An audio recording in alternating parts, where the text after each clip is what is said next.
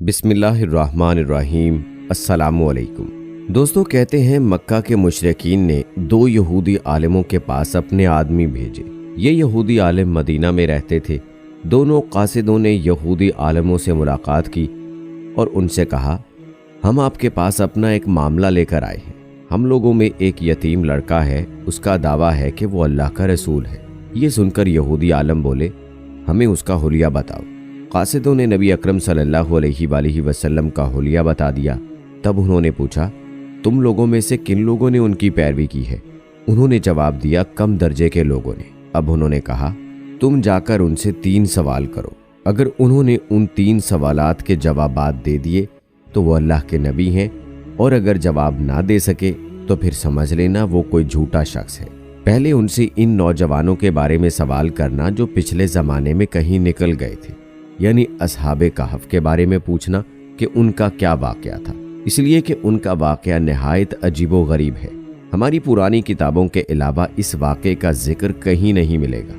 اگر وہ نبی ہیں تو اللہ تعالیٰ کی طرف سے خبر پا کر ان کے بارے میں بتا دیں گے، ورنہ نہیں بتا سکیں گے۔ پھر ان سے یہ پوچھنا کہ سکندر ذوالقرنین کون تھا، اس کا کیا قصہ ہے۔ پھر ان سے روح کے بارے میں پوچھنا کہ وہ کیا چیز ہے۔ اگر انہوں نے پہلے دونوں سوالوں کا جواب دے دیا اور ان کا واقعہ بتا دیا، اور تیسرے سوال یعنی روح کے بارے میں بھی بتا دیا، تو تم لوگ سمجھ لینا کہ وہ سچے نبی ہیں۔ اس صورت میں تم ان کی پیروی کرنا۔ پیارے دوستو، قریش مکہ کے بھیجے ہوئے لوگ مذکورہ 3 سوالات لے کر واپس مکہ آئے اور قریش سے کہا اور کہنے لگے کہ ہم ایسی چیز لے کر آئے ہیں کہ اس سے ہمارے اور محمد کے درمیان فیصلہ ہو جائے گا۔ دوستو کہتے ہیں کہ اس کے بعد انہوں نے ان سب کو تفصیل سنائی۔ اب یہ مشرکین حضور نبی کریم صلی اللہ علیہ وآلہ وسلم کے پاس آئے۔ انہوں نے آپ سے کہا، اے محمد، اگر آپ اللہ کے سچے رسول ہیں تو ہمارے 3 سوالات کے جوابات بتا دیں۔ ہمارا پہلا سوال یہ ہے کہ اصحاب کہف کون تھے، دوسرا سوال ہے کہ ذوالقرنین کون تھے، اور تیسرا سوال ہے کہ روح کیا چیز ہے۔ کہتے ہیں کہ آپ صلی اللہ علیہ وآلہ وسلم نے ان کے سوالات سن کر فرمایا، میں ان سوالات کے جوابات تمہیں کل دوں گا۔ نبی اکرم صلی اللہ علیہ وآلہ وسلم نے اس جملے میں انشاءاللہ نہ فرمایا، یعنی یہ نہ فرمایا انشاءاللہ میں تمہیں کل جواب دوں گا۔ قریش آپ کا جواب سن کر واپس چلے گئے۔ حضرت صلی اللہ علیہ وآلہ وسلم وحی کا انتظار کرنے لگے، لیکن وحی نہ آئی۔ دوسرے دن وہ لوگ آ گئے، آپ انہیں کوئی جواب نہ دے سکے۔ وہ لوگ لگے باتیں کرنے۔ انہوں نے یہ تک کہہ دیا محمد کے رب نے انہیں چھوڑ دیا۔ اب ان لوگوں میں ابو لہب کی بیوی ام جمیل بھی تھی۔ اس نے بھی یہ الفاظ کہے، میں دیکھتی ہوں کہ تمہارے مالک نے تمہیں چھوڑ دیا ہے اور تم سے ناراض ہو گیا ہے۔ پیارے دوستو، نبی اکرم صلی اللہ علیہ وآلہ وسلم کو قریش کی یہ باتیں بہت شاق گزریں۔ آپ بہت پریشان اور غمگین ہو گئے۔ آخر جبرائیل علیہ السلام سورہ کہف لے کر نازل ہوئے۔ اللہ تعالیٰ کی طرف سے آپ کو ہدایت کی گئی، اور آپ کسی کام کی نسبت یوں نہ کہا کیجیے کہ اس کو کل کر دوں گا، مگر اللہ کے چاہنے کو ملا لیا کیجیے، یعنی انشاءاللہ کہا کیجیے۔ آپ بھول جائیں تو اپنے رب کا ذکر کیا کیجیے اور کہہ دیجیے کہ مجھے امید ہے میرا رب مجھے یعنی نبوت کی دلیل بننے کے اعتبار سے اس سے بھی نزدیک تر بات بتا دے گا۔ بحوالہ سورہ کہف۔ پیارے دوستو، مطلب یہ تھا کہ جب آپ یہ کہیں کہ آئندہ فلاں وقت پر میں یہ کام کروں گا تو اس کے ساتھ انشاءاللہ ضرور کہا کریں۔ اگر آپ اس وقت اپنی بات کے ساتھ انشاءاللہ ملانا بھول جائیں اور بعد میں یاد آ جائے تو اس وقت انشاءاللہ کہہ دیا کریں، اس لیے کہ بھول جانے کے بعد یاد آنے پر وہ انشاءاللہ کہہ دینا بھی ایسا ہے جیسے گفتگو کے ساتھ کہہ دینا ہوتا ہے۔ اس موقع پر وحی میں دیر اسی بنا پر ہوئی تھی کہ آپ نے انشاءاللہ نہیں کہا تھا۔ جب جبرائیل علیہ السلام سورہ کہف لے کر آئے تو آپ نے ان سے پوچھا تھا، جبرائیل، تم اتنی مدت میرے پاس آنے سے رکے رہے؟ اس سے تشویش پیدا ہونے لگی تھی۔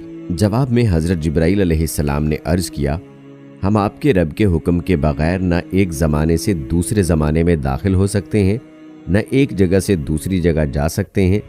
ہم تو صرف اس کے حکم پر عمل کرتے ہیں، اور یہ جو کفار کہہ رہے ہیں کہ آپ کے رب نے آپ کو چھوڑ دیا ہے، تو آپ کے رب نے آپ کو ہرگز نہیں چھوڑا، بلکہ یہ سب اس کی حکمت کے مطابق ہوا ہے۔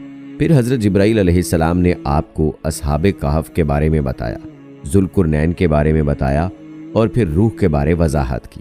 दोस्तों यहाँ आपको असहाबे कहफ की तफसील बताते हैं जो तफसीर इब्ने कसीर में बयान हुई है। वो चंद नौजवान थे, दीन हक की तरफ माइल हो गए थे और राह हिदायत पर आ गए थे। ये नौजवान परहेजगार थे, अपने रब को माबूद मानते थे, यानी तौहीद के कायल थे, ईमान में रोज बरोज बढ़ रहे थे और ये लोग हजरत ईसा अलैहिस्सलाम के दीन पर थे। लेकिन बाज़ रिवायात से ये भी मालूम होता है कि ये वाक़या हजरत ईसा अलैहिस्सलाम से पहले का है, इसलिए कि ये सवाल यहूदियों ने पूछे थे और इसका मतलब है कि यहूदियों की किताबों में ये वाक़या मौजूद था। इससे यही साबित होता है कि ये वाक़या हजरत ईसा अलैहिस्सलाम से पहले का है। कहते हैं कौम ने उनकी मुखालफत की, उन लोगों ने सब्र किया। उस जमाने के बादशाह का नाम दक्यानूस था। वो मुशरिक था, उसने सबको शिरक पर लगा रखा था भी बहुत जालिम, बुत परस्ती कराता था। वहाँ सालाना मेला लगता था। ये नौजवान अपने माँ बाप के साथ उस मेले में गए। वहाँ उन्होंने बुत परस्ती होते देखी। ये वहाँ से बेजार होकर निकल आए और सब एक दरख्त के नीचे जमा हो गए। इससे पहले ये लोग अलग अलग थे, एक दूसरे को जानते नहीं थे। आपस में बातचीत शुरू हुई तो मालूम हुआ ये सब बुत परस्ती से बेजार होकर मेले से चले आए हैं। अब ये आपस में घुल मिल गए। उन्होंने अल्लाह की इबादत के लिए एक जगह मुकर्रर कर ली। रफ्ता रफ्ता मुशरिक कौम को उनके बारे में पता चल गया। वो उन्हें पकड़कर बादशाह के पास ले गए। बादशाह ने उनसे सवालात किए तो उन्होंने निहायत दलेरी से शिरक से बर्री होने का ऐलान किया। बादशाह और दरबारियों को भी तौहीद की दावत दी। उन्होंने साफ कह दिया, हमारा रब वही है जो आसमान और ज़मीन का खालिक है और ये नामुमकिन है कि हम उसके सिवा किसी और की इबादत करें। उनकी इस साफ गोई पर बादशाह बिगड़ा। उसने उन्हें डराया, धमकाया और कहा कि अगर ये बाज ना आए तो मैं इन्हें सख्त सजा दूंगा। बादशाह का हुक्म सुनकर उनमें कोई कमजोरी पैदा ना हुई। उनके दिल और मजबूत हो गए, लेकिन साथ ही उन्होंने महसूस कर लिया कि यहाँ रहकर वो अपनी दीनदारी पर कायम नहीं रह सकेंगे।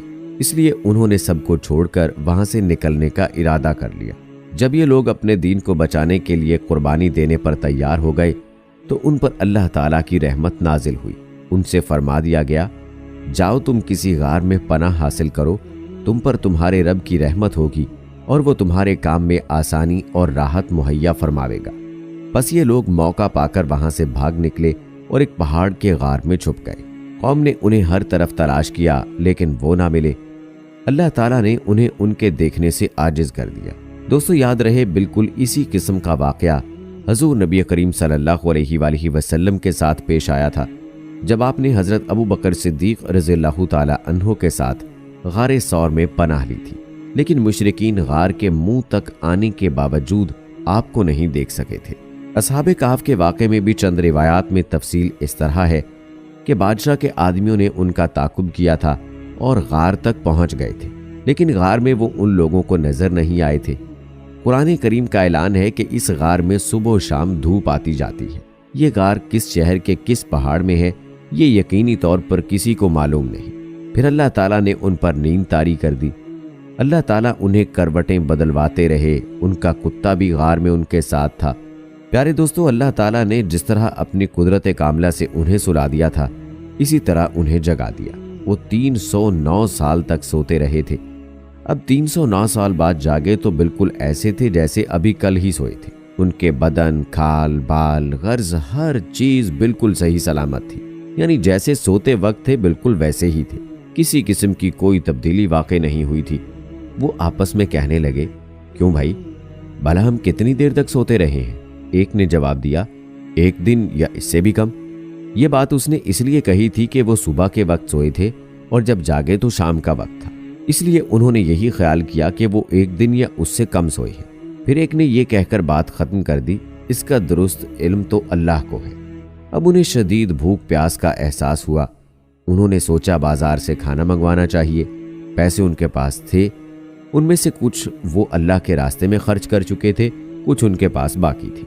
एक ने कहा, हम में से कोई पैसे लेकर बाजार चला जाए और खाने की कोई पाकीज़ा और उम्दा चीज़ ले आए, और जाते हुए और आते हुए इस बात का ख्याल रखे कि कहीं लोगों की नज़र उस पर ना पड़ जाए। सौदा खरीदते वक्त भी होशियारी से काम ले, किसी की नज़रों में ना आए। अगर उन्हें हमारे बारे में मालूम हो गया तो हमारी खैर नहीं।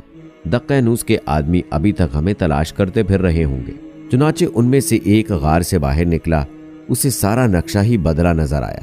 अब उसे क्या मालूम था कि वो 309 साल तक सोते रहे हैं। उसने देखा कोई चीज अपने पहले हाल पर नहीं थी। शहर में कोई भी उसे जाना पहचाना नजर न आया। ये हैरान था, परेशान था और डरे डरे अंदाज में आगे बढ़ रहा था। उसका दिमाग चकरा रहा था, सोच रहा था कल शाम तो हम इस शहर को छोड़कर गए हैं, फिर ये अचानक क्या हो गया है। जब ज्यादा परेशान हुआ तो उसने अपने दिल में फैसला किया, मुझे जल्द से जल्द सौदा लेकर अपने साथियों के पास पहुंच जाना चाहिए। आखिर वो एक दुकान पर पहुंचा, दुकानदार को पैसे दिए और खाने पीने का सामान तलब किया। दुकानदार उस सिक्के को देखकर हैरत ज़दा रह गया। उसने वो सिक्का साथ वाले दुकानदार को दिखाया और बोला, भाई जरा देखना ये सिक्का किस जमाने का है। उसने दूसरे को दिया। इस तरह सिक्का कई हाथों में घूम गया। कई आदमी वहां जमा हो गए। आखिर उन्होंने उससे पूछा, तुम ये सिक्का कहाँ से लाए हो? तुम किस मुल्क के रहने वाले हो? जवाब में उसने कहा, मैं तो इसी शहर का रहने वाला हूँ, कल शाम ही को तो यहाँ से गया हूँ। यहाँ का बादशाह दक्यानूस है। वो सब उसकी बात सुनकर हंस पड़े और बोले, ये तो कोई पागल है, इसे पकड़कर बादशाह के पास ले चलो। आखिर उसे बादशाह के सामने पेश किया गया। वहां उससे सवालात हुए। उसने तमाम हाल कह सुनाया। बादशाह और सब लोग उसकी कहानी सुनकर हैरत ज़दा रह गए। आखिर उन्होंने कहा, अच्छा ठीक है, तुम हमें अपने साथियों के पास ले चलो, वो गार हमें भी दिखाओ। चुनाचे सब लोग उसके साथ गार की तरफ रवाना हुए। उन नौजवानों से मिले और उन्हें बताया कि दक्यानूस की बादशाहत खत्म हुए 3 सदियां बीत चुकी हैं और अब यहाँ अल्लाह के नेक बंदों की हुकूमत है। बहरहाल दोस्तों, कहते हैं कि उन नौजवानों ने अपनी बकिया जिंदगी उसी गार में गुजारी और वहीं वफात पाई। बाद में लोगों ने उनके एजाज के तौर पर पहाड़ की बुलंदी पर एक मस्जिद तामीर की थी। एक रिवायत यह भी है कि जब शहर जाने वाला पहला नौजवान लोगों को लेकर गार के करीब पहुंचा तो उसने कहा, तुम लोग यहीं ठहरो, मैं जाकर उन्हें खबर कर दूं। अब ये उनसे अलग होकर गार में दाखिल हो गया। साथ ही अल्लाह ताला ने उन पर फिर नींद तारी कर दी। बादशाह और उसके साथी उसे तलाश करते रह गए। ना वो मिला और ना ही वो गार उन्हें नजर आया। अल्लाह ताला ने उनकी नजरों से गार को और उन सब को छुपा दिया। इनके बारे में लोग ख्याल जाहिर करते रहे कि वो 7 थे, 8वां उनका कुत्ता था, या वो 9 थे, 10वां उनका कुत्ता था। बहरहाल दोस्तों, उनकी गिनती का सही इल्म जो है वो अल्लाह ही को है। अल्लाह ताला ने अपने नबी सल्लल्लाहु अलैहि वसल्लम से इरशाद फरमाया, इनके बारे में ज़्यादा बहस न करें और न इनके बारे किसी से दरियाफ्त करें, क्योंकि इनके बारे में लोग अपनी तरफ से बातें करते हैं, कोई सही दलील इनके पास नहीं। मालूम हुआ कि तादाद पर ज़्यादा बहस नहीं करनी चाहिए। प्यारे दोस्तों, दूसरे और तीसरे सवाल का जवाब हम अपनी अगली वीडियो में आपको बताएंगे, लिहाजा अगली वीडियो भी ज़रूर देखिएगा।